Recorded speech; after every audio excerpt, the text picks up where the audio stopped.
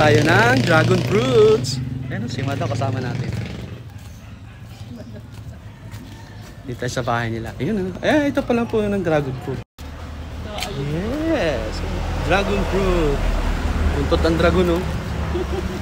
Ang ganda. Bunga.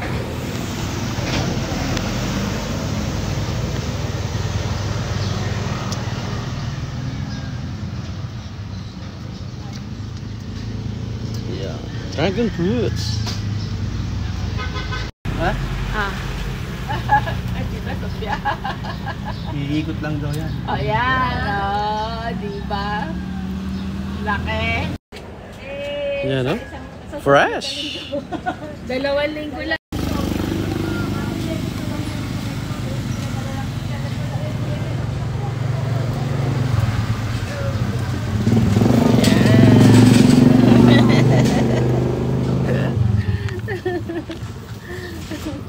Ah, mas malaki to. Oo. Masarap yan.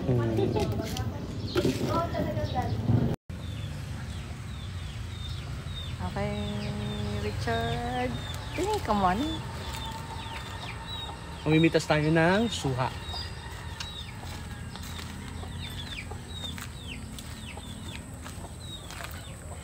Pwede na ba to?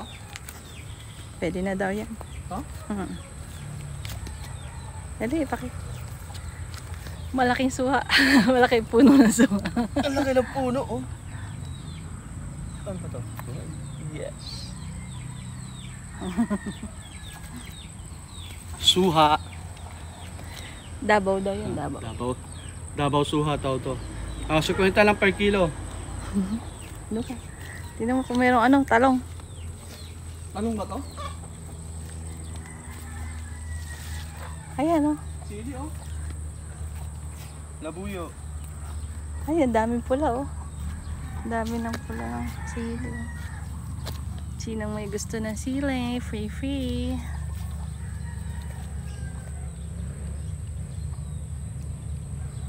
Ayun ang mangga, ang dami, oh. Sa taas, oh. Kailangan ko makita. Ayun. Tama. Yun, oh. Ayan, oh. Sino gusto nung talbos ng kamote? Ayan, kakain daw siya. Talbos ng kamote. Tayo hindi tayo kumakain yan. Social tayo. Yabang mo. Abroad eh. Sino si abroad? Ikaw? Ikaw. Ayan. Nanguha ng talbos.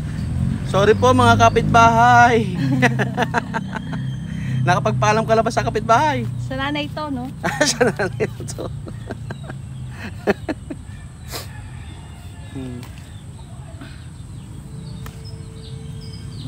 Dami, oh.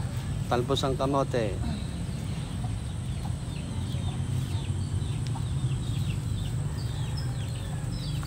Pag naluto to, konti lang.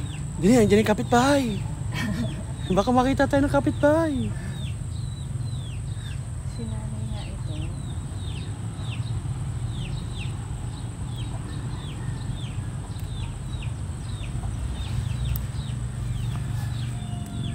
Ngayon, sumisilip yung kapitbahay, oh.